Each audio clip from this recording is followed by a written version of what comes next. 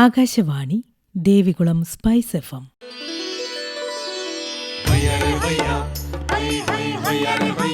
കിസാൻ വാണി.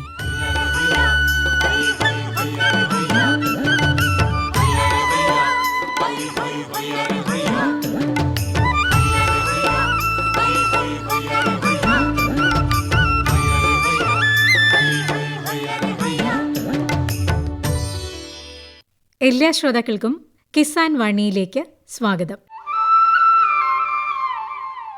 ഈ പരിപാടിയുടെ പ്രായോജകർ കേന്ദ്ര കൃഷി കർഷകക്ഷേമ മന്ത്രാലയം, ഭാരത സർക്കാർ.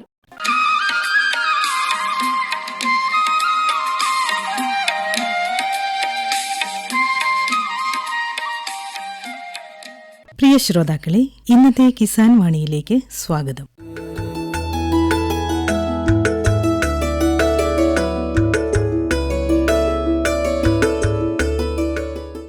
വെള്ളിയാമറ്റം ഗ്രാമപഞ്ചായത്തിലെ സമ്മിശ്ര കർഷകനായ ശ്രീ അബ്രാഹാം കൂട്ടുങ്കൽ തന്റെ കാർഷിക പ്രവർത്തനങ്ങളെപ്പറ്റി സംസാരിക്കുകയാണ് ഇന്നത്തെ കിസാൻ വാണിയിൽ.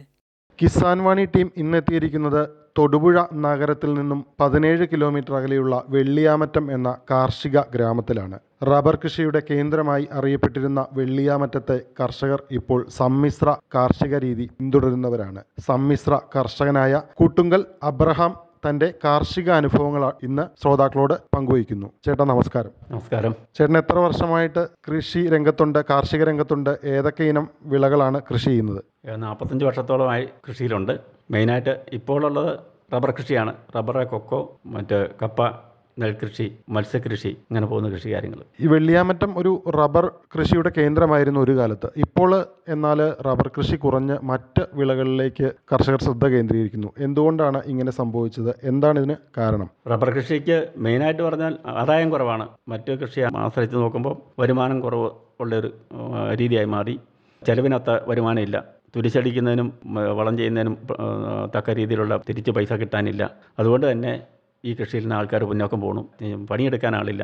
ഇനി വരും കാലങ്ങളിൽ റബ്ബർ വെട്ടാനും ആളെ കിട്ടാത്ത ഒരവസ്ഥയ്ക്കാണ്. അതുകൊണ്ട് പൊതുവിൽ ജനം ആ രീതിയിൽ മാറുവാണ്. എത്ര രൂപയാണ് 1 കിലോ റബ്ബറിന് ഇപ്പോൾ വിപണിയിൽ ലഭിക്കുന്ന വില? ഈ വില കൊണ്ട് കൃഷി മുന്നോട്ട് കൊണ്ടുപോകാൻ കഴിയുന്നുണ്ടോ? ഒരു കാരണവശാലും മുമ്പോട്ട് പോകില്ല. 150 രൂപയാണ് ഇപ്പം പരമാവധി വില കിട്ടാറുള്ളത്, ഏറ്റവും നല്ല ഷീറ്റ് കൊടുത്താൽ. അതുകൊണ്ട് ആ കൃഷി ഒരു കാരണവശാലും മുമ്പോട്ട് പോകാൻ സാധ്യതയില്ല. റബ്ബർ കൃഷിയെ ബാധിച്ച പ്രധാനപ്പെട്ട രോഗങ്ങൾ എന്തൊക്കെയാണ്? ഈ രോഗബാധ മൂലം കൃഷി അവസാനിപ്പിക്കേണ്ട അവസ്ഥ ഉണ്ടായിട്ടുണ്ടോ? രോഗബാധ മൂലമല്ല റബ്ബർ കൃഷിയിൽ നിന്ന് പോയത്. തൊഴിലാളികളുടെ ദൗർലഭ്യവും വിലക്കുറവുമാണ് മെയിനായി. റബ്ബർ കൂടാതെ കപ്പ കൃഷി ചെയ്യുന്നുണ്ടെന്ന് പറഞ്ഞു. എത്ര സെന്റ് ഭൂമിയിലാണ് ഈ കപ്പ കൃഷി ഉള്ളത്? പാട്ടത്തിനെടുത്ത് ചെയ്യുന്നുണ്ടോ? എങ്ങനെയാണ് ഈ കപ്പ കൃഷി താങ്കൾക്ക് ലാഭകരമാണോ? കപ്പ കൃഷി ലാഭകരമാണെന്ന് ചോദിച്ചാൽ മറ്റു കൃഷിയെ ആശ്രയിച്ച് നോക്കുമ്പോൾ തീർത്തും നഷ്ടമല്ല എന്ന് പറയാം. ലാഭകരമാണെന്ന് പറയാൻ പറ്റില്ലെങ്കിലും പാട്ടത്തിനടുത്തും കൃഷി ചെയ്യാറുണ്ടായിരുന്നു, സ്വന്തം സ്ഥലത്തും കൃഷി ചെയ്യാറുണ്ട്. എങ്കിലും മറ്റ് കൃഷികളെ വെച്ച് നോക്കുമ്പം റബ്ബർ കൃഷി പോലെയുള്ള കൃഷിയെ സംബന്ധിച്ച് നോക്കുമ്പോൾ ഒരു 7 വർഷം കാത്തിരുന്നാൽ മാത്രം പ്രതിഫലം കിട്ടുന്ന ഒരു കൃഷി ആയതുകൊണ്ട് തന്നാണ്ട് കൃഷി എന്നുള്ള രീതിക്ക് ആൾക്കാർ മാറേണ്ടത്. അതാണ് മെയിനായിട്ട് കാരണം. ഏതൊക്കെ ഇനം മരച്ചീനിയാണ് കൃഷി ചെയ്യുന്നത്? അത് പൂർണ്ണ വളർച്ചയെത്തി ആദായം നൽകാൻ എത്ര മാസം സമയമെടുക്കും? ആമ്പക്കാടിന്, കാക്കപ്പ, പത്തിലട്ടെ തുടങ്ങിയ ഞങ്ങൾ കൃഷി ചെയ്യാറുള്ളത്. ഏതാണ്ട് 10 മാസത്തിന് വിളവെടുക്കാൻ പറ്റുന്ന. ഈ കപ്പ വ്യാവസായിക അടിസ്ഥാനത്തിൽ ഉൽപ്പാദിപ്പിക്കുമ്പോൾ ഈ കപ്പ ഉണങ്ങി വിൽക്കുന്നതാണോ ലാഭകരം, അതോ പച്ചയ്ക്ക് വിപണിയിൽ വിൽക്കുന്നതാണോ ലാഭകരം? പച്ചയ്ക്ക് വിൽക്കാൻ പറ്റുമെങ്കിൽ അതാണ് ലാഭകരം. ഇപ്പോൾ മുഴുവൻ കപ്പയും പച്ചയ്ക്ക് വിൽക്കില്ലാത്തത് കൊണ്ടും മറ്റ് എലിയുടെ ശല്യമൊക്കെ കുറയുന്നതിന് വേണ്ടി കട്ടുള്ള കപ്പ നടും. ആ കപ്പ മനുഷ്യന് പച്ചയ്ക്ക് ഉപയോഗിക്കാൻ പറ്റില്ലാത്തതുകൊണ്ട് ഇത് വാട്ടി ഉണങ്ങി ഉപയോഗിക്കുന്നു.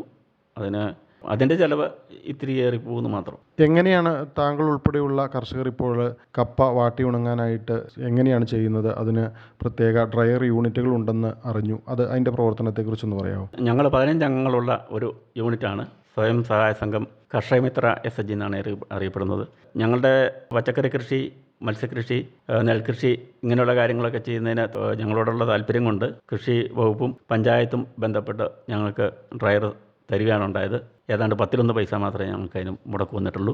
ഇപ്പോൾ ഏതാണ്ട് 500 കിലോ ഉണങ്ങാവുന്ന ഒരു ഡ്രയർ ഞങ്ങൾക്ക് സ്വന്തമായിട്ടുണ്ട്.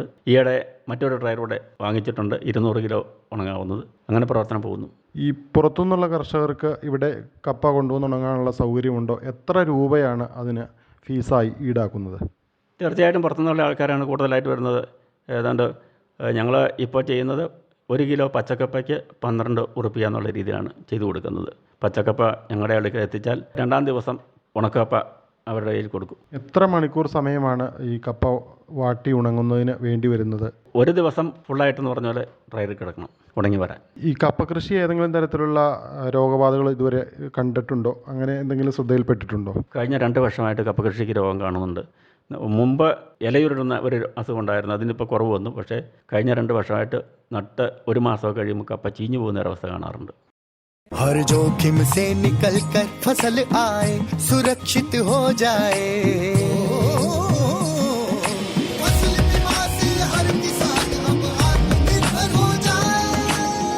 संकट के समय प्रधानमंत्री फसल बीमा योजना किसानों के लिए वरदान है। अब सूखा पड़े या बाढ़ आ जाए कोई डर नहीं, अब ओले पड़े या कीट पतंगे फसल खा जाए कोई फिक्र नहीं, क्योंकि हमने लिया है प्रधानमंत्री फसल बीमा। बुआई से फसल कटाई तक हर जोखिम का दावा, न्यूनतम प्रीमियम पर अधिकतम भुगतान का वादा। योजना से हर साल जुड़ रहे हैं 5 करोड़ से ज्यादा किसान। अब आपकी है बारी। नजदीकी कृषि कार्यालय, सहकारी समिति, बैंक शाखा, अधिकृत बीमा कंपनी या जन सेवा केंद्र में स्वेच्छा से करा सकते हैं पंजीकरण। फसल बीमा पोर्टल या फसल बीमा ऐप द्वारा भी कराया जा सकता है पंजीकरण। प्रधानमंत्री फसल बीमा योजना, आपकी फसलों का संपूर्ण सुरक्षा कवच। कृषि एवं किसान कल्याण मंत्रालय, भारत सरकार। ഈ കപ്പയല്ലാതെ താങ്കൾ തേനീച്ച കൃഷി ഉണ്ടെന്ന് പറഞ്ഞു. എത്ര പെട്ടിയിലാണ് തേൻ ഉൽപ്പാദിപ്പിക്കുന്നത്? എങ്ങനെയാണ് അതിൻ്റെ രീതികൾ, കൃഷി രീതികൾ? വൻതേനീച്ച 5 പെട്ടിയിലേ ഉള്ളൂ. ചെറുതേനീച്ച 20 പെട്ടിയോളത്തോളം ഉണ്ട്. അത് ഓരോ ചെറുതേനീച്ച വർഷത്തിലൊരിക്കൽ മാത്രം അതിൻ്റെ തേനെടുക്കാറുള്ളൂ. വൻതേനീച്ച ഇപ്പോൾ സീസണാണ്. ജനുവരി മുതൽ ഏതാണ്ടൊരു മാർച്ച് അവസാനം വരെ കളക്ഷൻ നടത്താൻ പറ്റും. ഈ തേൻ സംഭരിച്ച് അത് സംസ്കരിച്ചാണ് താങ്കൾ ഉൾപ്പെടുന്ന കർഷക സംഘം വിൽപ്പന നടത്തുന്നത്. അതിൻ്റെ രീതികളെക്കുറിച്ചൊന്ന് വിശദീകരിക്കാമോ? ഞങ്ങളുടെ സംഘത്തിൽ അത്യാവശ്യം ഇതിനെപ്പറ്റി പഠിച്ച ഒരാൾ ഇത് പ്രോസസ്സ് ചെയ്യാനായിട്ടുണ്ട്. അങ്ങേരെ ചാർജ് ചെയ്യിപ്പിച്ച് ഞങ്ങൾ മിക്കവാറും തേന സംഭരിച്ച് അത് പ്രോസസ്സ് ചെയ്തിട്ടാണ് മിക്കവാറും വിൽപ്പന നടത്താറുള്ളത്.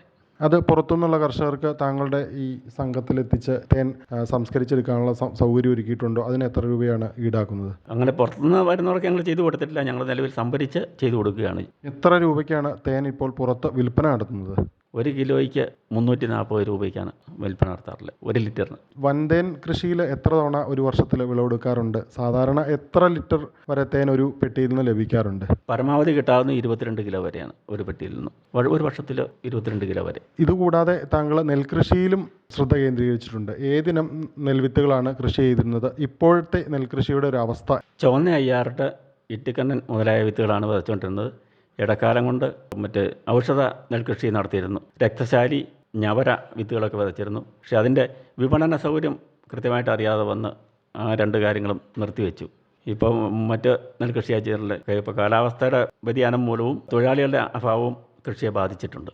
ഈ വെള്ളിയാമറ്റം പോലുള്ളൊരു കാർഷിക ഗ്രാമത്തിൽ റബ്ബർ കഴിഞ്ഞാൽ ഏറ്റവും കൂടുതലുണ്ടായിരുന്നത് നെൽകൃഷിയായിരുന്നു. ഈ നെൽകർഷകരുടെ എണ്ണം ഇത്രയേറെ ചുരുങ്ങാൻ കാരണം എന്താണ്? താങ്കൾക്ക് എന്താണ് അതിനെക്കുറിച്ച് പറയാനുള്ളത്? തൊഴിലാളികളുടെ ദൗർലഭ്യമാണ് ഏറ്റവും വലുതായിട്ടുള്ളത്. പിന്നെ ഇന്നത്തെ കാലം മിഷനറി ഉണ്ടെങ്കിലും ഞങ്ങളുടെ ഇവിടെയുള്ള പാടങ്ങളിൽ മിഷനറി പ്രവർത്തിക്കാൻ തക്ക രീതിയിലല്ല പാടങ്ങളുടെ കിടപ്പ്. ഒന്നിച്ച് കൃഷി ചെയ്യാത്തതും കാലാവസ്ഥയുടെ വ്യതിയാനവും ഒത്തിരി പ്രശ്നങ്ങളുണ്ടാക്കിയിട്ടുണ്ട്. ഈ കാർഷിക രംഗത്ത് സ്വയം സഹായ സംഘങ്ങൾ പോലുള്ള സംഘടനകൾ രൂപീകരിച്ചുകൊണ്ട് കാർഷിക രംഗത്ത് മുന്നേറ്റം ഉണ്ടാക്കാൻ കഴിയുമെന്ന് തെളിയിച്ച ഒരാൾ കൂടിയാണല്ലോ താങ്കൾ. എന്താണ് അതിനെക്കുറിച്ച് മറ്റ് കർഷകരോട് പറയാനുള്ളത്? ഒരു രാഷ്ട്രത്തിൻ്റെ തന്നെ അടിസ്ഥാനം എന്ന് പറയുന്നത് കൃഷിക്കാരെ ആശ്രയിച്ചാണ്. കൃഷിക്കാരൊന്നിച്ച് നിന്ന് ആവശ്യമായ ഭക്ഷണ സാധനം ഉൽപ്പാദിപ്പിക്കുക എന്നുള്ള മെയിനായിട്ടുള്ള കാര്യം. ആവശ്യമായ ഭക്ഷണ സാധനം ഉൽപ്പാദിപ്പിച്ചെടുത്താൽ തന്നെ ഭക്ഷ്യക്ഷാമം തീർച്ചയായും മാറുമല്ലോ. ഇതാണ് മെയിനായിട്ട് ഞങ്ങൾ ഉദ്ദേശിക്കുന്നത്. മറ്റൊരു കർഷകരെ ഈ കൂട്ടത്തിലേക്ക് കൂട്ടിക്കൊണ്ട് മാറ്റാള് പണി പോലെയുള്ള കാര്യങ്ങൾ ചെയ്ത് ഞങ്ങളിപ്പോൾ കൃഷി നടത്തി വരുന്നത്. കാർഷിക രംഗത്ത് യന്ത്രവൽകൃത കൃഷിരീതികൾ ഏതൊക്കെ തരത്തിലാണ് താങ്കളുടെ സംഘാംഗങ്ങളും ഉപയോഗിക്കുന്നത്? കണ്ടം പൂട്ടാനായിട്ട് ട്രില്ലർ ഉപയോഗിക്കുന്നെങ്കിലും കൊയ്യാനായിട്ടുള്ള മെഷീനറി ഇവിടെ വരാൻ ബുദ്ധിമുട്ടാണ്. കൊയ്ത്താണ് ഞങ്ങളെ സംബന്ധിച്ച് ഏറ്റവും വലിയ പ്രശ്നവും. അതുകൊണ്ടാണ് ഭൂരിപക്ഷം ആൾക്കാരും അതിൽ നിന്ന് പിന്നാക്കം പോണത്. നിലവിൽ കാർഷിക രംഗം നേരിടുന്ന ഒരു പ്രധാനപ്പെട്ട പ്രതിസന്ധി ഈ രാസവളങ്ങളുടെ ദൗർലഭ്യവും അതുപോലെ തന്നെ അതിൻ്റെ വില വർധനവുമാണല്ലോ. അതിനെ എങ്ങനെയാണ് താങ്കൾ ഉൾപ്പെടെയുള്ള കർഷകർ തരണം ചെയ്യുന്നത്? ഞങ്ങൾ മിക്കവാറും പച്ചില വളവും ചാണകമാണ് മെയിനായിട്ട് ഉപയോഗിക്കാറുള്ളത്. രാസവളം ഏറ്റവും കുറച്ച് മാത്രമേ ഇപ്പോൾ ഉപയോഗിക്കുന്നു. ചാണകം വളമായിട്ട് ഉപയോഗിക്കുമ്പോൾ ഇത് പുറത്തുനിന്ന് വാങ്ങുവാണോ അതോ താങ്കൾ കാലി വളർത്തൽ ഏർപ്പെട്ടിട്ടുണ്ടോ? കാലി വളർത്തൽ ഏർപ്പെട്ടിട്ടുണ്ട്. മിക്കവാറും നെൽകൃഷിയുള്ള കർഷകർക്കെല്ലാം തന്നെ കാലി വളർത്തലുണ്ട്. പാലുൽപാദനത്തെ സംബന്ധിച്ച് എന്താണ് പറയാനുള്ളത്? ഇപ്പോഴത്തെ നിലവിലൊരു അവസ്ഥയിൽ പാൽ വിൽപ്പന ലാഭകരമാണോ? പാലുൽപാദനം സംബന്ധിച്ച് പറയുമ്പം കാലിത്തീറ്റ തീറ്റയുടെ വില ക്രമാതീതമായിട്ട് വർദ്ധിക്കുന്നത് കൊണ്ടുള്ള ബുദ്ധിമുട്ട് മാത്രം, അല്ലെങ്കിൽ ലാഭകരമാണെന്ന് തന്നെ പറയാം. ഇത് സഹകരണ സംഘത്തിലാണോ ഈ പാൽ അളക്കുന്നത്, അതോ പുറത്ത് വിൽപ്പന നടത്തുന്നുണ്ടോ? ഏതാണ് ലാഭകരം കർഷകനെ സംബന്ധിച്ച്? പുറത്ത് വിൽപ്പനയാണ് ലാഭകരം, പക്ഷേ മിൽമയിലാണ് മിക്കവാറും പാലളക്കും. മുഴുവൻ വിൽപ്പനയും പുറത്ത് നടക്കില്ലല്ലോ. ഇതുകൂടാതെ മത്സ്യകൃഷി ഉണ്ടെന്ന് പറഞ്ഞു. ഏതൊക്കെ ഇനം മത്സ്യങ്ങളാണ് കൃഷി ചെയ്യുന്നത്? എത്ര സെന്റ് ഭൂമിയിലാണ് ഈ കുളങ്ങൾ സ്ഥിതി ചെയ്യുന്നത്? ഏതാണ്ട് 10 സെൻറ്റ് സ്ഥലത്താണ് മത്സ്യകൃഷി ചെയ്തിരിക്കുന്നത്, 3-4 കുളമായിട്ട്. അതിൽ മിക്കവാറും തന്നെ ഗിഫ്റ്റ് സിലോപ്പിയാണ് ചെയ്തിരിക്കുന്നത്. മുൻകാലങ്ങളിൽ മറ്റ് മീനുകളും കൃഷി ചെയ്തിരുന്നു, അതത്ര ലാഭകരമല്ലെന്ന് തോന്നിയുകൊണ്ട് ഇപ്പം മിക്കവാറും തന്നെ ഈ ഗിഫ്റ്റ് സിലോപ്പിയാണ് ചെയ്യാറുള്ളത്. ഗിഫ്റ്റ് തിലോപ്പിയ എത്ര മാസം കൊണ്ടാണ് പൂർണ്ണ വളർച്ചയെത്തി ആദായം നൽകുന്നത്? ഏതാണ്ട് ഒരു 12 മാസം 14 മാസം ആകുമ്പോഴത്തേക്കും നല്ല വളർച്ചയിലെത്തും. ഏതാണ്ടൊരു 1,200 വരെ തൂക്കം വരാറുണ്ട് ഗിഫ്റ്റ് സിലോപ്പിയ. താങ്കൾ പച്ചക്കറി കൃഷിയും ചെയ്തിട്ടുണ്ട്. ഏതൊക്കെ ഇനം പച്ചക്കറികളാണ് കൃഷി ചെയ്യുന്നത്? വീട്ടാവശ്യത്തിന് മാത്രമാണോ, പുറത്ത് വിൽക്കാനായിട്ട് പച്ചക്കറികൾ ഏതെങ്കിലും തരത്തിൽ കൃഷി ചെയ്യുന്നുണ്ടോ? വീട്ടാവശ്യത്തിന് മാത്രമല്ല, മറ്റു പുറത്ത് കൊടുക്കാൻ ഞങ്ങൾ സംഘമായിട്ടാണ് മിക്കവാറും ചെയ്യുന്നത്. സംഘത്തിൽ തന്നെ ആവശ്യക്കാർ കൊടുക്കുന്നു, ബാക്കി മിച്ചം വരുന്നത് മാത്രം പുറത്ത് കൊടുക്കുന്ന രീതിയുള്ളൂ. പയറ്, വെണ്ട, വഴുതന, ചീനി ഇത്തരം കാര്യങ്ങളാണ് ചെയ്യാറുള്ളത്. ഈ പച്ചക്കറി കൃഷി ചെയ്യുമ്പോൾ കർഷകർ ശ്രദ്ധിക്കേണ്ട പ്രധാനപ്പെട്ട കാര്യങ്ങൾ എന്തൊക്കെയാണ്? ഇതിൻ്റെ വിപണി എങ്ങനെയാണ്? ഇപ്പോൾ വിപണി കലയന്താനി BFCKയുടെ മാർക്കറ്റുണ്ട്. മിക്കവാറും എല്ലാ ചൊവ്വാഴ്ചകളിലും മാർക്കറ്റിൽ എത്തിച്ചാൽ പച്ചക്കറി വിറ്റുപോകും. കപ്പയും നെല്ലും റബ്ബറും അല്ലാതെ മത്സ്യകൃഷിയുണ്ട്, തേനീച്ച കൃഷിയുണ്ട്. ഇതുകൂടാതെ മറ്റെന്തെങ്കിലും വിളകൾ നിലവിൽ കൃഷി ചെയ്യുന്നുണ്ടോ? ഇല്ല. ഈ കൃഷി വിളകളിൽ ഏറ്റവും ലാഭകരമായി തോന്നുന്ന വിള ഏതാണ്? കപ്പ കൃഷി ആയിരിക്കാൻ പറ്റും, പക്ഷേ ഏറ്റവും ലാഭമായിട്ട് ചെയ്യാൻ പറ്റുന്നത്. എന്താണ് അതിന് കാരണം? കുറഞ്ഞ കാലയളവ് കൊണ്ടാവും, ഒരു വർഷത്തെ 10 മാസം കൊണ്ട് വിളവെടുക്കാമെന്നുള്ളതുകൊണ്ട്. കോഴിയും താറാവും ഒക്കെ കൃഷി ചെയ്യുന്നുണ്ടെന്ന് പറഞ്ഞല്ലോ. ഏതൊക്കെ ഇനം കോഴിയാണ് കൃഷി ചെയ്യുന്നത്? BV 380 പോലുള്ള അത്യുൽപാദന ശേഷിയുള്ള കോഴി കൃഷി ചെയ്യുന്നുണ്ടോ? താറാവ് ഏതിനമാണ്? വീട്ടിലെ ആവശ്യങ്ങൾ മാത്രമായിട്ട് ഉള്ള വളർത്തലേ ഉള്ളൂ. 10 താറാവും 10 കോഴിയും മാത്രം. ഈ മുട്ട പുറത്ത് വിൽക്കാറുണ്ടോ? വീട്ടിലെ ആവശ്യം കഴിഞ്ഞിട്ടുള്ള ഇപ്പോൾ താറാവിൻ്റെയും കോഴിയുടെയും മുട്ട പുറത്ത് വിൽക്കാറുണ്ടോ? എത്ര രൂപയ്ക്കാണ് അങ്ങനെ വിൽപ്പന നടത്തുന്നത്? മുട്ട ഞങ്ങളുടെ ഒരു സംഘമുണ്ട്, ആ സംഘത്തിൽ വിൽപ്പന നടത്താം. മിച്ചം വരുന്ന കൊടുക്കാറുമുണ്ട്. ഏതാണ്ട് ഇപ്പോൾ 8 രൂപ നാടൻ മുട്ടയ്ക്ക് വില, കോഴിമുട്ടയ്ക്ക്. താറാവ് മുട്ട കിട്ടാറായില്ല. വാഴ കൃഷിയുണ്ടെന്ന് പറഞ്ഞില്ല. ഏതിനം വാഴയാണ് കൃഷി ചെയ്യുന്നത്? അത് എത്ര സെൻറ്റ് ഭൂമിയിൽ ഈ വാഴ കൃഷി ചെയ്യുന്നുണ്ട്? ഏത്തവാഴ കൃഷി ഇപ്പോൾ ചെയ്തിട്ടേ ഉള്ളൂ. നേരത്തെ ഒത്തിരി മുൻപരിചയം ഇല്ല. ഈ ഏത്തവാഴ കൃഷിക്ക് ഇടവേളയായി എന്തെങ്കിലും പച്ചക്കറി കൃഷി ചെയ്യുന്നുണ്ടോ? ഇടവേളകൾ എന്തെങ്കിലും കൃഷി ചെയ്യുന്നുണ്ടോ വാഴയ്ക്ക്? ഇപ്പോൾ പയർ നടാൻ ഉദ്ദേശിച്ചിരിക്കുന്ന പയർ മേടിച്ചുകൊണ്ട് വെച്ചിരിക്കുകയാണ്. വാഴ വെച്ചിട്ടേ ഉള്ളൂ, ഇടയ്ക്ക് കൃഷി ചെയ്യണം. വീട്ടിൽ ആരൊക്കെയുണ്ട്? അവരൊക്കെ താങ്കളുടെ കാർഷിക പ്രവർത്തനങ്ങളിൽ ഏത് തരത്തിൽ സഹായിക്കുന്നു? മക്കളാരും വീട്ടിലില്ല. മൂത്ത പെൺകുട്ടിയാണ്, രണ്ടാമത്തെ ആൾ ആൺകുട്ടിയാണ്. 2 പേരും UK-യിലാണ്. ഇളയ ആൾ മംഗലാപുരത്ത് ഫിസിയോതെറാപ്പി പഠിക്കുകയാണ്. അതുകൊണ്ട് വീട്ടിൽ മക്കളാരുമില്ല. മക്കളുള്ള സമയം എല്ലാ പണികൾക്കും കൂടും, സഹായിക്കും. താങ്കളുടെ കാർഷിക പ്രവർത്തനങ്ങൾക്ക് എല്ലാവിധ ആശംസകളും അറിയിക്കുന്നു. നന്ദി. വെള്ളിയാമറ്റത്തെ സമ്മിശ്ര കർഷകനായ ശ്രീ അബ്രഹാം കൂട്ടങ്കലുമായി ഇതുവരെ സംസാരിച്ചത് അനുരാജ്. പ്രധാനമന്ത്രി കിസാൻ സമ്മാൻ നിധി ഈ പദ്ധതിയിൻ കീഴിൽ 2 ഹെക്ടർ വരെ കൈവശ ഭൂമിയുള്ള കർഷക കുടുംബത്തിന് 6,000 രൂപ പ്രതിവർഷം നൽകുന്നതായിരിക്കും. അർഹരായ കർഷകർക്ക് 2,000 രൂപ വീതം 3 തവണകളായി നേരിട്ട് അവരുടെ അക്കൗണ്ടിൽ നിക്ഷേപിക്കുന്നതായിരിക്കും. ഈ ചെറുകിട നാമമാത്ര കർഷക കുടുംബങ്ങളെ സംസ്ഥാന സർക്കാർ തെരഞ്ഞെടുത്തുകൊണ്ടിരിക്കുകയാണ്. ഈ പദ്ധതിയുടെ മുഴുവൻ ചെലവും ഭാരത സർക്കാരാണ് വഹിക്കുന്നത്. പ്രധാനമന്ത്രി കിസാൻ സമ്മാൻ നിധി കർഷകരുടെ കൃഷിപരമായ പുതിയ അഭിമാനം. കൃഷി കർഷക ക്ഷേമ മന്ത്രാലയം, ഭാരത സർക്കാരിൽ നിന്ന് ജനതാൽപര്യാർത്ഥം. കിസാൻ വാണിയിൽ ഇനി കാർഷിക അറിവുകൾ കേൾക്കാം. വീട്ടുവളപ്പിന് യോജിച്ച ഔഷധ സസ്യങ്ങൾ.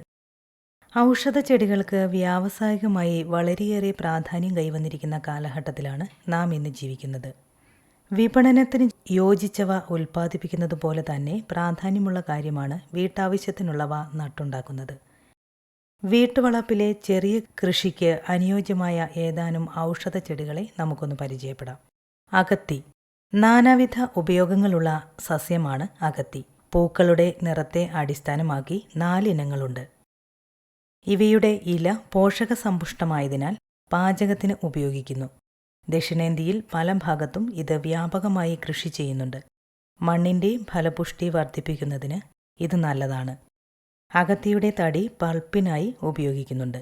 അകത്തിയില ചേർത്തുള്ള വിവിധ കറികൾ രുചികരമാണെങ്കിലും ഇത് പൊതുവെ വാതത്തെ വർദ്ധിപ്പിക്കുന്നതുകൊണ്ട് വാതത്തിൻ്റെ ഉപദ്രവമുള്ളവർ ഇത് തുടർച്ചയായി ഉപയോഗിക്കുവാൻ പാടുള്ളതല്ല. അകത്തിയിലയിൽ ജീവകം A ധാരാളമായുണ്ട്, അതുപോലെ തന്നെ കാൽസ്യവും. ഏതാണ്ട് 1 ഔൺസ് അകത്തിച്ചീരയിൽ 2556 മില്ലിഗ്രാം ജീവകം എയും 320 മില്ലിഗ്രാം കാൽസ്യവും കൂടാതെ മാംസ്യം, ഫോസ്ഫറസ്, വൈറ്റമിൻ ബി, സി എന്നിവയും ഉണ്ട്. നിശാന്തതയ്ക്ക് അകത്തിയുടെ ഇല നെയ്യിൽ വറുത്ത് 10 ഗ്രാം വീതം ദിവസവും 2 നേരം വീതം കഴിക്കുന്നത് നല്ലതാണ്. വിളർച്ച മാറാൻ അകത്തിയില തോരൻ വെച്ച് കഴിച്ചാൽ മതി. തമിഴ്നാട്ടിൽ പശുക്കൾക്ക് പുല്ലിനു പകരം അകത്തി നൽകാറുണ്ട്. വിത്ത് പാകിയുണ്ടാക്കുന്ന തൈകളാണ് നടാൻ ഉപയോഗിക്കുന്നത്. കറ്റാർവാഴ. കറ്റാർവാഴ മാംസളമായ പോളകൾ ഉള്ള ഔഷധ സസ്യമാണ്.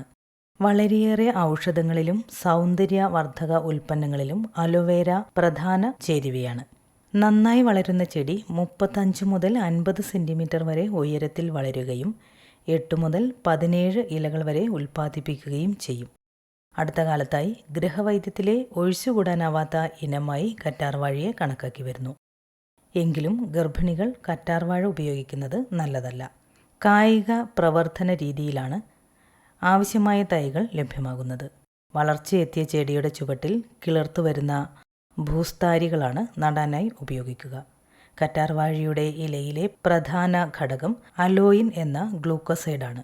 ഇതിൽ അലോയിമോഡിൻ എന്ന ബാഷ്പശീല പദാർത്ഥം അടങ്ങിയിരിക്കുന്നു. അശോകം. ഉപയോഗം കൊണ്ടും പൂക്കളുടെ മനോഹാരിത കൊണ്ടും വീട്ടുമുറ്റത്തെ ഒരു പ്രധാന ഔഷധ വൃക്ഷമാണ് അശോകം.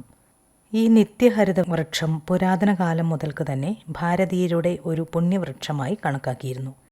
പൂർണ്ണ വളർച്ചയെത്തിയാൽ 6 മുതൽ 9 മീറ്റർ വരെ പൊക്കം വയ്ക്കും. ഈ ഔഷധവൃക്ഷം വീട്ടുമുറ്റത്തിന് അലങ്കാരവും കുരുവികൾക്കും ശലഭങ്ങൾക്കും സ്ഥിര ആവാസകേന്ദ്രവുമാണ്. മൂപ്പെത്തിയ വിത്ത് തവാരണകളിൽ പാകുകയും മുളച്ചു വരുമ്പോൾ കൂടുകളിലേക്ക് പറിച്ചു നടുകയും ചെയ്യുന്നു. അശോകമരത്തിൽ നിന്ന് ലഭിക്കുന്ന ഉൽപ്പന്നം തായ്തടിയിൽ നിന്നും എടുക്കുന്ന തൊലിയാണ്. ഏകദേശം 20 വർഷം പ്രായമായ മരത്തിൻ്റെ തൊലി ഒരു വശത്തു നിന്ന് മാത്രം നെടുകെ ഉരിഞ്ഞെടുക്കുന്നു. 1-2 വർഷങ്ങൾക്കകം പുറംതൊലി വളർന്ന് നികന്നുകൊള്ളും. ഈ സമയം തായ്തടിയുടെ മറുവശത്തുള്ള പുറംതൊലി പൊളിച്ചെടുക്കുന്നു. ഇത്തരത്തിലുള്ള ഒന്നിടവിട്ട വിളവെടുപ്പ് വർഷങ്ങളോളം തുടരാവുന്നതാണ്. മുൻകാലങ്ങളിൽ നടത്തിയിട്ടുള്ള പഠനങ്ങളിൽ നിന്നും പുറംതൊലിയിൽ കറ്റേക്കോൾ, ടാനിൻ എന്നിവയും ഗ്ലൂക്കോസൈഡുകളായ ഹീമറ്റോക്സിലിൻ, കീറ്റോസ്റ്റിറോൾ തുടങ്ങിയവയും ധാരാളമായി അടങ്ങിയിരിക്കുന്നതായി കണ്ടെത്തിയിട്ടുണ്ട്. കൂടാതെ ഇത് കാൽസ്യവും സ്റ്റീറോയിഡ് യൗഗികങ്ങളും പ്രദാനം ചെയ്യുന്നതായി ബോധ്യപ്പെട്ടിട്ടുണ്ട്. അശോകത്തൊലി ചേർത്തുണ്ടാക്കുന്ന കഷായം മൂത്രരോഗശമനത്തിന് പറ്റിയ ഔഷധമാണ്. അശോകാരിഷ്ടം, അശോകഘൃതം എന്നിവയിലും പ്രധാന ചേരുവ അശോകത്തൊലിയാണ്. ഇവ ജ്വരം, രക്തപിത്തം, പ്രമേഹം, ഗർഭാശയ രോഗങ്ങൾ എന്നിവയെ ശമിപ്പിക്കും. അശോകത്തൊലിയിൽ അടങ്ങിയ യൂട്ടറൈൻ ടോണിക് ഗർഭപാത്രത്തിൻ്റെ പേശികളിൽ നേരിട്ട് പ്രവർത്തിക്കുന്നതിനും അണ്ഡാശയ കലകളുടെയും എൻഡ്രോമെട്രിയത്തിൻ്റെയും പ്രവർത്തനങ്ങളെ ക്രമീകരിക്കുന്നതിനും ഫലപ്രദമാണ്. അശോകത്തൊലി ആൽക്കഹോളിൽ വാറ്റിയെടുക്കുന്ന സത്ത് നല്ലൊരു അണുനാശിനിയായി കണക്കാക്കുന്നു. ആടലോടകം. നിറയെ ഇലകളോട് കൂടിയ ഒരു നിത്യഹരിത കുറ്റിച്ചെടിയാണ് ആടലോടകം. ആടലോടകം 2 തരമുണ്ട്. ചെറിയ ആടലോടകം, ചിറ്റലോടകവും ആടലോടകവും. ചെറിയ ആടലോടകത്തിനാണ് ഔഷധ ഗുണം കൂടുതൽ. മഴ കൂടുതലായി ലഭിക്കുന്ന ഉഷ്ണമേഖലാ പ്രദേശങ്ങളിലാണ് ഇത് നന്നായി വളരുന്നത്. വളക്കൂറും നനവും നീർവാർച്ചയുമുള്ള മണ്ണ് ഇതിൻ്റെ വളർച്ചയെ ത്വരിതപ്പെടുത്തുന്നു. നഴ്സറികളിൽ തൈകൾ തയ്യാറാക്കി കാലവർഷ ആരംഭത്തോടുകൂടി നടുകയാണ് പതിവ്. ഫെബ്രുവരി മാസത്തിൽ ഇളം തണ്ടുകൾ 3 മുതൽ 4 മുട്ടുകളോടുകൂടി മുറിച്ചെടുത്ത് പോളി ബാഗുകളിൽ നട്ടുപിടിപ്പിക്കുകയും ഏപ്രിൽ മെയ് മാസങ്ങളിൽ വേരുപിടിപ്പിച്ച കമ്പുകൾ 30 സെൻറ്റിമീറ്റർ അകലത്തിൽ നട്ടുപിടിപ്പിക്കുകയും ചെയ്യുന്നു. 800 കിലോഗ്രാം കാലിവളവും 4 കിലോഗ്രാം എല്ലുപൊടിയും 20 കിലോഗ്രാം വേപ്പിൻ പിണ്ണാക്കും ജീവാണു വളങ്ങളായ ട്രൈക്കോഡെർമ, മൈക്കോറൈസ, സ്യൂഡോമോണാസ് ഫ്ലോറസെൻസ് എന്നിവ 80 ഗ്രാമും നൽകുക. ഓരോ പ്രാവശ്യത്തെ വളപ്രയോഗത്തിന് ശേഷവും ചുവട്ടിൽ മണ്ണിടണം. ചെടി സമൂലമായും ഇല, വേര് എന്നിവയുടെ ആവശ്യത്തിനുമായും ഉപയോഗിച്ചു വരുന്നു. ആടലോടകത്തിൻ്റെ വേരിലും ഇലയിലും ബാഷ്പശീലമുള്ള വാസിസിൻ എന്ന സുഗന്ധ തൈലം അടങ്ങിയിട്ടുണ്ട്. കഫക്കെട്ടിനും ചുമയ്ക്കും ഫലപ്രദമായ മരുന്നാണിത്. രക്തത്തിലെ പ്ലേറ്റ്ലെറ്റുകളുടെ എണ്ണം വർദ്ധിപ്പിച്ച് രക്തസ്രാവത്തിൻ്റെ ദൂഷ്യഫലങ്ങൾ ഇല്ലാതാക്കും. കച്ചോലം. സിഞ്ചിബറേസിയ കുടുംബത്തിലെ അംഗമായ കച്ചോലം കംഫേറിയ ഗലങ്ക എന്ന ശാസ്ത്രീയ നാമത്തിൽ അറിയപ്പെടുന്നു. ഇഞ്ചിക്ക് യോജിച്ച തണൽ ഈ വിളയും ഇഷ്ടപ്പെടുന്നതുകൊണ്ട് വീട്ടുവളപ്പിലേക്ക് അനുയോജ്യമാണ്. മണ്ണ് ഫലഭൂയിഷ്ഠവും ജൈവാംശം കൂടുതലുള്ളതും നല്ല നീർവാർച്ചയുമുള്ളതുമായിരിക്കണം. കാലവർഷ ആരംഭത്തോടുകൂടി നിലം കിളച്ച് 1 മീറ്റർ വീതിയിലും സൗകര്യപ്രദമായ നീളത്തിലും 25 സെൻറ്റിമീറ്റർ ഉയരത്തിലും 40 സെൻറ്റിമീറ്റർ അകലത്തിലും വാരങ്ങൾ എടുക്കുക. മുള ഒന്നെങ്കിലുമുള്ള 10 മുതൽ 15 ഗ്രാം വരെ വിത്ത് കഷ്ണം 15 മുതൽ 25 സെൻറ്റിമീറ്റർ അകലത്തിലും 4 മുതൽ 5 സെൻറ്റിമീറ്റർ താഴ്ചയിലും നടുക. സെൻറ്റിന് 4 കിലോഗ്രാം വിത്ത് വേണം. കാലിവളം സെൻറ്റിന് 80 മുതൽ 100 കിലോഗ്രാം വരെ നൽകണം. ചൊരിമണലാണെങ്കിൽ കൂടിയ തോതിൽ തന്നെ നൽകണം. കൂടാതെ 500 ഗ്രാം എല്ലുപൊടിയും വിതരണം. നട്ട ഉടനെ സെൻറ്റിന് 60 കിലോ പച്ചില കൊണ്ട് പുതയിടുക. തോട്ടത്തിൽ ഇല ചീയൽ കണ്ടാൽ 1% ബോർഡോ മിശ്രിതം തളിക്കുക. ഇലകൾ ഉണങ്ങി തുടങ്ങുന്നതോടുകൂടി വിളവെടുക്കാം. രാമച്ചം ചൊരിമണൽ കൂടുതലായുള്ള ഉഷ്ണമേഖലാ പ്രദേശങ്ങളിലേക്ക് യോജിച്ചൊരു വിളയാണ് രാമച്ചം. ദാഹശമനിയുടെയും വിലപിടിപ്പുള്ള സുഗന്ധദ്രവ്യങ്ങൾ, സൗന്ദര്യവർദ്ധക വസ്തുക്കൾ എന്നിവയുടെയും നിർമ്മാണത്തിനുള്ള പ്രധാന ചേരുവ രാമച്ച തൈലമാണ്. മണ്ണൊലിപ്പ് തടയാനുള്ള പ്രധാന ജൈവമാർഗമായി അന്താരാഷ്ട്ര സമൂഹം ഇതിനെ പരിഗണിക്കുന്നു. തീരദേശം തൊട്ട് 1300 മീറ്റർ വരെ ഉയർന്ന സ്ഥലങ്ങളിൽ ഇത് നന്നായി വളരും. കളിമണ്ണിൽ വളരുന്നവയ്ക്കാണ് ഗുണമേന്മ കൂടുതലുള്ളതായി കാണുന്നതെങ്കിലും മണൽ പ്രദേശങ്ങളിലാണ് കൂടുതൽ വേരുൽപ്പാദിപ്പിക്കപ്പെടുക. വടക്കേ ഇന്ത്യൻ, തെക്കേ ഇന്ത്യൻ എന്നിങ്ങനെ 2 വിഭാഗം രാമച്ചമാണ് ഇവിടെ കണ്ടുവരുന്നത്. ഇതിൽ വടക്കേ ഇന്ത്യൻ ഇനങ്ങൾക്കാണ് സുഗന്ധമേറിയ തൈലമുള്ളത്. എന്നാൽ തെക്കേ ഇന്ത്യൻ ഇനങ്ങളിൽ നിന്നാണ് കൂടുതൽ വേരും കൂടുതൽ തൈലവും ലഭിക്കുക. ഇപ്പോൾ ഇവ തമ്മിലുള്ള സങ്കര ഇനങ്ങളും പ്രചാരത്തിലുണ്ട്. ODV-3 ഓടക്കാലി സുഗന്ധ തൈലം മരുന്നുചെടി ഗവേഷണ കേന്ദ്രത്തിൽ നിന്നുള്ള മുന്തിയ ഒരിനമാണ്. മറ്റ് കേന്ദ്രങ്ങളിൽ നിന്നുള്ളവ പൂസ ഹൈബ്രിഡ് 7, 8 എന്നിവയും സിമ KS2 എന്നിവയുമാണ്. ഫെബ്രുവരി, മാർച്ച് മാസങ്ങളിൽ 10 സെൻറ്റിന് 400 കിലോഗ്രാം കാലിവളം വിതറി നിലം നന്നായി കിളച്ച് 1 മീറ്റർ വീതിയിൽ സൗകര്യപ്രദമായ നീളത്തിലും 30 സെൻറ്റിമീറ്റർ ഉയരത്തിലും വാരങ്ങൾ എടുക്കുക.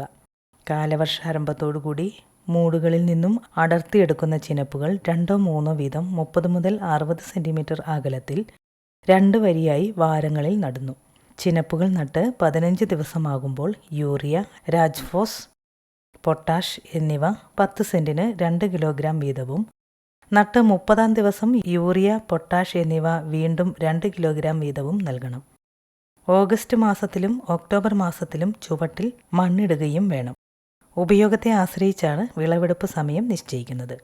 കൂടുതൽ വേര് ലഭിക്കുന്നതിന് 15-ാം മാസവും ഗുണമേന്മയുള്ള തൈലം ലഭിക്കുന്നതിന് 18-ാം മാസവും വിളവെടുക്കണം. ഒക്ടോബർ മാസം മുതൽ വിളവെടുത്ത് തുടങ്ങാം. വേരുകൾ പൊട്ടിപ്പോകാതെ 60 സെൻറ്റിമീറ്റർ താഴ്ചയിൽ മണ്ണിളക്കി ചുവടുകൾ മണ്ണോടുകൂടി പൊക്കിയെടുക്കുന്നു. തുടർന്ന് മണ്ണ് കുടഞ്ഞു കളഞ്ഞ് വേരുകൾ ശേഖരിക്കുന്നു. വേരിൽ 1 മുതൽ 1.5% വരെ തൈലം ഉണ്ട്. തഴുതാമ, വെളുത്ത തഴുതാമ, ചുവന്ന തഴുതാമ എന്നിങ്ങനെ 2 ഇനങ്ങളാണ്. വഴിയരികുകളിലും പാഴ്ഭൂമിയിലുമാണ് തഴുതാമ ധാരാളമായി കാണുന്നത്. വിത്തുപാകിയാണ് തൈകൾ ഉൽപ്പാദിപ്പിക്കുന്നത്. നന്നായി വളരുന്ന ചെടികൾ 2 മീറ്റർ വരെ വിസ്താരത്തിൽ ശാഖകളും ഉപശാഖകളും പുറപ്പെടുവിക്കുന്നു. ചെടിയിൽ ധാരാളം പൊട്ടാസ്യം നൈട്രേറ്റ് അടങ്ങിയിരിക്കുന്നതുകൊണ്ട് മൂത്രവിസർജനത്തെ സഹായിക്കുന്നു. ഇതിൻ്റെ ഇലകളും ഇളം തണ്ടുകളും ഔഷധഗുണമുള്ളതും രുചികരമായ തോരൻ തയ്യാർ ചെയ്യുന്നതിന് യോജിച്ചതുമാണ്. പനിക്കൂർക്ക, ഗൃഹവൈദ്യത്തിലെ ഒരു പ്രധാന ഔഷധ സസ്യമാണ് പനിക്കൂർക്ക. 30 മുതൽ 90 സെൻറ്റിമീറ്റർ വരെ ഉയരത്തിൽ വളരുന്ന ഇതിൻ്റെ ഇലയും തണ്ടും രോമാവൃതമാണ്. സാധാരണയായി തണ്ടു മുറിച്ച് നട്ടാണ് ആവശ്യമായ തൈകൾ ഉൽപ്പാദിപ്പിക്കുന്നത്. ഇലയിൽ ധാരാളം ബാഷ്പശീല തൈലം ഉണ്ട്. ഇതിലടങ്ങിയിരിക്കുന്ന കാർവാക്രോൾ, സിർസിമാരിറ്റിൻ, സിറ്റോസ്റ്റിറോൾ തുടങ്ങിയ വിവിധ തരം സസ്യജന്യ രാസവസ്തുക്കളാണ് ഔഷധഗുണം പ്രദാനം ചെയ്യുന്നത്. കുട്ടികൾക്കുണ്ടാകുന്ന പനി, ചുമ, കഫക്കെട്ട് തുടങ്ങിയവയ്ക്ക് ഇല വാട്ടി പിഴിഞ്ഞെടുക്കുന്ന നീരിൽ തയ്യാറാക്കുന്ന മരുന്ന് ഗുണപ്രദമാണ്. പുതിന, ഇന്ത്യയിലുടനീളം കണ്ടുവരുന്നതും വൻതോതിൽ കൃഷി ചെയ്യപ്പെടുന്നതുമായ ഒരു വിളയാണ് പുതിന. 5ഓളം മറ്റ് സ്പീഷീസുകൾ ഈ ഗണത്തിൽ വരുന്നു. ഇവയെ സങ്കരണം നടത്തി ലഭിച്ച സങ്കര ഇനങ്ങളും ഇപ്പോൾ കൃഷി ചെയ്തു വരുന്നു. നന്നായി വളരുന്ന സാഹചര്യത്തിൽ ഇലകൾക്ക് 3 മുതൽ 5 സെൻറ്റിമീറ്റർ വരെ നീളം കാണും. മുറിച്ചെടുത്ത തണ്ടുകളാണ് നടാനായി ഉപയോഗിക്കുന്നത്. മഴക്കാല ആരംഭത്തിൽ കാലിവളമോ മറ്റു ജൈവവളമോ ഇട്ട് നിലമൊരുക്കിയ ശേഷം വേരുപിടിപ്പിച്ച തൈകൾ നടുന്നു. കേരളത്തിൽ പൊതുവെ പാചക ആവശ്യത്തിനാണ് പുതിന കൃഷി ചെയ്യുന്നത്. കാർഷിക അറിവുകൾ, അബ്രഹാം കുട്ടങ്കലുമായുള്ള അഭിമുഖം എന്നിവയാണ് കിസാൻ വാണിയിൽ ശ്രോതാക്കൾ ഇതുവരെ കേട്ടത്.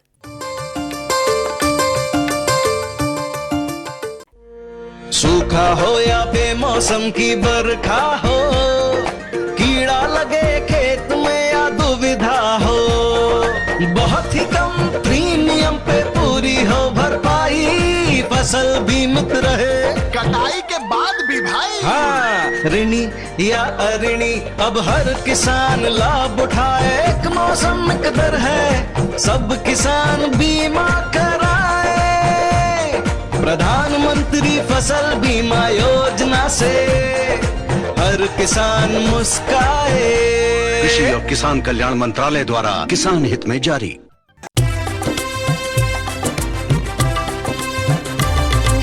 സഹകരണത്തിൻ ബലത്തിൽ വികാസത്തിനു ചുവടുവയ്ക്കാം. ജനപങ്കാളിത്തകരുത്തുമായി മുന്നോട്ടെന്നും നീങ്ങുക നാം. ജനകോടിയിൽ ഈ വിപ്ലവം ഉണർത്തിയല്ലോ വിശ്വാസം. നാം ഒത്തുചേർന്ന വികാസത്തിന് പതാക പറത്തിടാം. സഹകരണം നമ്മുടെ വികാസത്തിൻ പ്രതീകം. പുതുയുഗത്തിൽ സഹകരണം താനിന്റെ പ്രധാനം. കൃഷി മന്ത്രാലയം, ഭാരത സർക്കാരിൽ നിന്ന് ജനതാൽപര്യാർത്ഥം. ഈ പരിപാടിയുടെ പ്രായോജകർ കേന്ദ്ര കൃഷി കർഷകക്ഷേമ മന്ത്രാലയം, ഭാരത സർക്കാർ. എല്ലാ കിസാൻ വാണി ശ്രോതാക്കൾക്കും കൂപ്പുകൈ.